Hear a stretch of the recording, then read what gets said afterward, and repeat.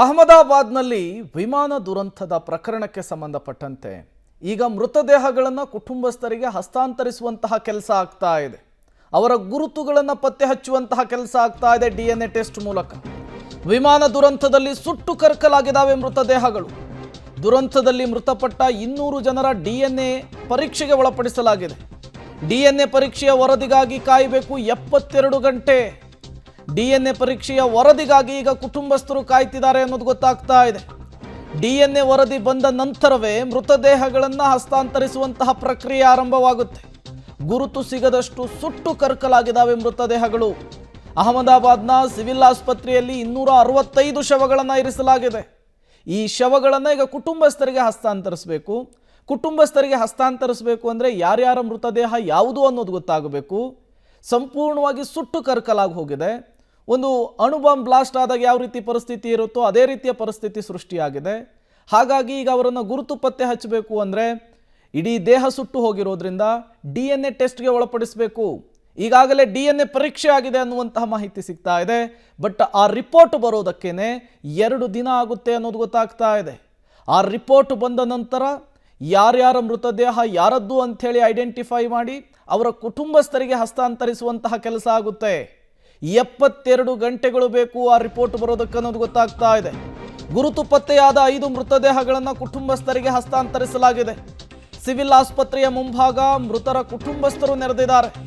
ಮೃತದೇಹಗಳ DNA ಪರೀಕ್ಷೆಗೆ ವೈದ್ಯರು ಒಳಪಡಿಸಿದ್ದಾರೆ ಅನ್ನೋದು ಗೊತ್ತಾಗ್ತಾ ಇದೆ. ಇವತ್ತು ಸಂಜೆ ಅಥವಾ ನಾಳೆ ಬಹುತೇಕ ಎಲ್ಲ ಮೃತದೇಹಗಳನ್ನು ಹಸ್ತಾಂತರ ಮಾಡ್ತಾರಂತೆ. ಈಗ ಗುರುತು ಪತ್ತೆಯಾದಂತಹ 5 ಮೃತದೇಹಗಳನ್ನು ಕುಟುಂಬಸ್ಥರಿಗೆ ಹಸ್ತಾಂತರಿಸುವಂತಹ ಕೆಲಸ. ಒಂದು ಮುಖಚಹರೆಯ ಮೂಲಕ ಮುಖವನ್ನು ಐಡೆಂಟಿಫೈ ಮಾಡ್ಬೋದು, ಯಾವ ವ್ಯಕ್ತಿ ಅಂತ ಐಡೆಂಟಿಫೈ ಮಾಡ್ಬೋದು. ಅಥವಾ ದೇಹದಲ್ಲಿ ಈ ಟ್ಯಾಟು ಅಥವಾ ಮಚ್ಚೆಗಳಿದ್ರೆ ಅದನ್ನು ಐಡೆಂಟಿಫೈ ಮಾಡಿ ಇವರು ನಮ್ಮ ಮಗ ಅಥವಾ ಮಗಳು, ಸೊಸೆ, ಅಳಿಯ ಈ ರೀತಿ ಐಡೆಂಟಿಫೈ ಮಾಡಿದವರಿಗೆ ಅವರ ಮೃತದೇಹಗಳನ್ನು ಒದಗಿಸುವಂತಹ ಕೆಲಸ ಮಾಡ್ತಾ ಇದ್ದಾರೆ. ಮತ್ತೊಂದು ಕಡೆ ಹೇಗೆ ಅಲ್ಲಿ DNA ಟೆಸ್ಟ್ ನಡೆಸ್ತಾ ಇದ್ದಾರೆ ಅನ್ನೋದನ್ನು ಕೂಡ ನೀವು ಗಮನಿಸ್ತಾ ಇದ್ದೀರಿ.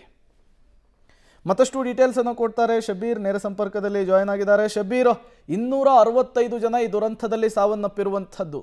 ಈ ಬಾಡಿಗಳನ್ನು ಐಡೆಂಟಿಫೈ ಮಾಡಿ ಕುಟುಂಬಸ್ಥರಿಗೆ ಹಸ್ತಾಂತರ ಮಾಡೋದೇ ಈಗಿರುವಂತಹ ಚಾಲೆಂಜ್ ರೀತಿಯಲ್ಲಿ ಕಾಣಿಸ್ತಾ ಇದೆ. ಹೇಗೆ ಸಾಗ್ತಾ ಇದೆ ಆ ಪ್ರಕ್ರಿಯೆ? ಆಸ್ಪತ್ರೆಯ ಮುಂಭಾಗ ಏನೆಲ್ಲ ಬೆಳವಣಿಗೆಗಳಾಗ್ತಾ ಇದೆ ಅಂತ ಹೇಳಿ ಶಬೀರ್?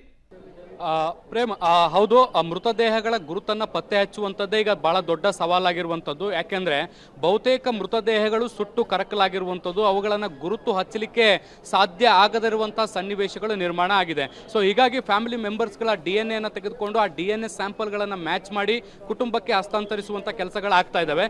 ಸದ್ಯಕ್ಕೆ ನಾನು ಅಹಮದಾಬಾದ್ನಲ್ಲಿರುವಂಥ ಸಿವಿಲ್ ಆಸ್ಪತ್ರೆಯ ಮುಂಭಾಗದಲ್ಲಿದ್ದೀನಿ, ಎಲ್ಲಿ ಪೋಸ್ಟ್ ಮಾರ್ಟಮ್ ಕಾರ್ಯಗಳು ನಡೀತಾ ಇದೆ, DNA ಮ್ಯಾಚ್ ಮಾಡುವಂಥ ಕೆಲಸಗಳಾಗ್ತಾ ಇದೆ. ಅದ್ರ ಮುಂಭಾಗದಲ್ಲಿದ್ದೀನಿ.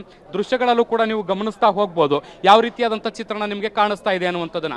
ನಿನ್ನೆ ಈ ಇನ್ಸಿಡೆಂಟ್ ಆದ ಬಳಿಕ ತಡರಾತ್ರಿಯವರೆಗೂ ಕೂಡ ಕಾರ್ಯಾಚರಣೆಯನ್ನು ಮಾಡಿ ಮೃತದೇಹಗಳನ್ನು ಹೊರಗಡೆ ತೆಗೆದುಕೊಂಡು ಬಂದು ಇಲ್ಲಿ ಏನು ರವಾನೆ ಮಾಡುವಂಥ ಕೆಲಸವನ್ನು ಮಾಡಲಾಗಿತ್ತು. ಈಗ ಒಂದೊಂದೇ ಮೃತದೇಹಗಳ DNA ಟೆಸ್ಟ್ ಮಾಡಿ ಅವರ ಕುಟುಂಬಗಳಿಗೆ ಹಸ್ತಾಂತರಿಸುವಂಥ ಕೆಲಸಗಳಾಗ್ತಾ ಇದ್ದಾವೆ. 265 ಮೃತದೇಹಗಳಿರುವಂಥದ್ದು. ಈ ಪೈಕಿ ಈಗಾಗಲೇ 5 ಮೃತದೇಹಗಳ DNA ಟೆಸ್ಟ್ ಮಾಡಿ ಅವರ ಕುಟುಂಬಕ್ಕೆ ಹಸ್ತಾಂತರ ಮಾಡುವಂಥ ಕೆಲಸವನ್ನು ಮಾಡಿದೆ. ನಿನ್ನೆಯೇ ಕುಟುಂಬಸ್ಥರ DNA ಸಂಗ್ರಹಿಸಿಡಲಾಗಿತ್ತು. ಅವುಗಳನ್ನು ಮ್ಯಾಚ್ ಮಾಡಿ ಈಗ ಕುಟುಂಬಸ್ಥರಿಗೆ ಹಸ್ತಾಂತರ ಮಾಡಿದೆ ಅನ್ನುವಂಥ ನಿಟ್ಟಿನಲ್ಲಿ ಪೊಲೀಸ್ ಅಧಿಕಾರಿಗಳು ಇಲ್ಲಿ ಮಾಹಿತಿಯನ್ನು ಕೊಡ್ತಾ ಇದ್ರು.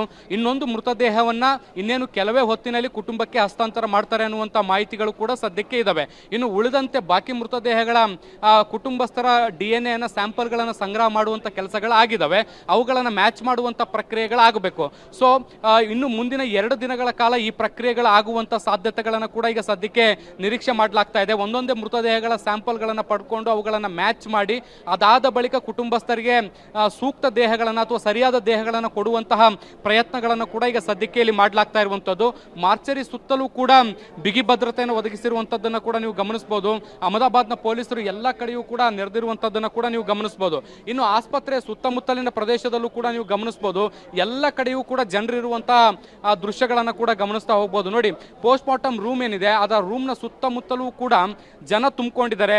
ಕೆಲವೊಂದಿಷ್ಟು ಕುಟುಂಬಸ್ಥರಿದ್ದಾರೆ, ಇನ್ನು ಕೆಲವೊಂದಿಷ್ಟು ಸ್ನೇಹಿತರು, ಆಪ್ತರು, ಹೀಗೆ ಬೇರೆ ಬೇರೆಯವ್ರು ಏನೆಲ್ಲ ಕಳ್ಕೊಂಡಿದ್ದಾರೆ ಅವ್ರನ್ನೆಲ್ಲರನ್ನು ಕೂಡ ನೋಡುವ ನಿರೀಕ್ಷೆಯಿಂದ ಅವರ ಮೃತದೇಹಗಳು ಇವತ್ತು ನಮ್ಗೆ ಹಸ್ತಾಂತರ ಆಗಬಹುದು ಅನ್ನುವಂಥ ನಿರೀಕ್ಷೆಯನ್ನು ಇಟ್ಕೊಂಡು ಈ ಭಾಗದಲ್ಲಿ ಎಲ್ಲ ಕಡೆಯೂ ಕೂಡ ಓಡಾಡ್ತಾ ಇದ್ದಾರೆ, ವೇಟ್ ಮಾಡ್ತಾ ಇದ್ದಾರೆ. ಒಂದು ರೀತಿ ಸೂತಕದ ವಾತಾವರಣ ಇಡೀ ಆಸ್ಪತ್ರೆಯ ಸುತ್ತ ಕೂಡ ತುಂಬಿಕೊಂಡಿರುವಂಥದ್ದನ್ನು ಕೂಡ ನೀವು ಗಮನಿಸ್ಬೋದು. ಬೆಳಗ್ಗೆಯಿಂದಲೇ ಜನರು ಇಲ್ಲಿ ಬಂದು ನೋಡ್ತಾ ನಿಂತಿರುವಂಥದ್ದನ್ನು ಕೂಡ ಗಮನಿಸ್ಬೋದು. ಆದರೆ DNA ಮ್ಯಾಚ್ ಆಗೋವರೆಗೂ ಕೂಡ ಅಂತಿಮವಾಗಿ ಮೃತದೇಹಗಳನ್ನು ಹಸ್ತಾಂತರ ಮಾಡಲ್ಲ. ಸೊ ಈಗ ಮೃತದೇಹಗಳ DNA ಪರೀಕ್ಷೆ ಮಾಡುವಂಥ ಕೆಲಸಗಳಾಗುತ್ತೆ. ಸಾಕಷ್ಟು ಸಮಯ ಹಿಡಿಯುವಂಥ ಹಿನ್ನೆಲೆಯಲ್ಲಿ ಇವತ್ತು ಸಂಜೆ ಅಥವಾ ನಾಳೆಗೆ ಒಂದಿಷ್ಟು ದೇಹಗಳನ್ನು ಮತ್ತೆ ಹಸ್ತಾಂತರ ಮಾಡಬಹುದು. ಅದಾದ ಬಳಿಕ ಉಳಿದ ಮೃತದೇಹಗಳನ್ನು ಹಂತ ಹಂತವಾಗಿ ಕುಟುಂಬಸ್ಥರಿಗೆ ಹಸ್ತಾಂತರ ಮಾಡುವಂಥ ಪ್ರಕ್ರಿಯೆಗಳು ಕೂಡ ನಡೆಯುತ್ತೆ. ಪ್ರೇಮ್, ಶಬೀರ್, ಈ DNA ಟೆಸ್ಟ್ನ ರಿಪೋರ್ಟ್ ಬರೋದಕ್ಕೇನೆ ಹತ್ತತ್ರ 72 ಗಂಟೆ ಬೇಕು ಅನ್ನುವಂತಹ ಮಾಹಿತಿ ಸಿಗ್ತಾ ಇತ್ತು. ಸೊ ಹಾಗಾಗಿ ಈ ಕುಟುಂಬಸ್ಥರಿಗೆ ಈ ಮೃತದೇಹವನ್ನು ಹಸ್ತಾಂತರಿಸುವಂತಹ ಕೆಲಸ ಮತ್ತಷ್ಟು ಡಿಲೇ ಆಗಬಹುದಾ ಅಂಥೇಳಿ ಒಂದೆರಡು ದಿನಗಳ ಕಾಲ ಟೈಮ್ ತಗೊಬೋದಾ ಅಂತ? ಖಂಡಿತವಾಗ್ಲೂ ಅದರಲ್ಲಿ ಯಾವುದೇ ಅನುಮಾನಗಳಿಲ್ಲ. ಯಾಕೆಂದರೆ ಪರೀಕ್ಷಾ ವರದಿಗಳು ಬರಲಿಕ್ಕೆ ಸಾಕಷ್ಟು ಸಮಯ ಹಿಡುತ್ತೆ.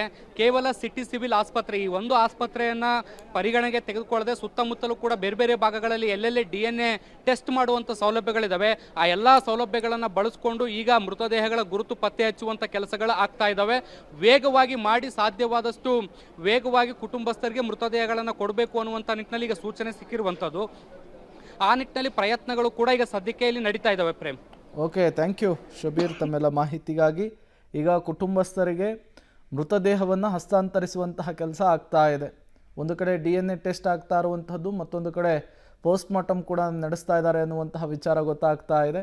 ಎಲ್ಲ ಪ್ರಕ್ರಿಯೆಗಳು ಮುಗಿದ ನಂತರ ಅವರವರ ಕುಟುಂಬಸ್ಥರಿಗೆ ಮೃತದೇಹವನ್ನು ಹಸ್ತಾಂತರಿಸುವಂತಹ ಕೆಲಸ ಆಗುತ್ತೆ. ಒಂದು ಕಡೆ ಕುಟುಂಬಸ್ಥರು ಕೂಡ ಮೃತದೇಹವನ್ನು ಪಡೆಯೋದಕ್ಕೆ ಆಸ್ಪತ್ರೆಯ ಮುಂಭಾಗ ಜಮಾಯಿಸಿದ್ದಾರೆ. ಮತ್ತೊಂದು ಕಡೆ ಈಗಾಗಲೇ DNA ಟೆಸ್ಟನ್ನು ಕೂಡ ಆಸ್ಪತ್ರೆಯಲ್ಲಿ ನಡೆಸ್ತಾ ಇರುವಂಥದ್ದು.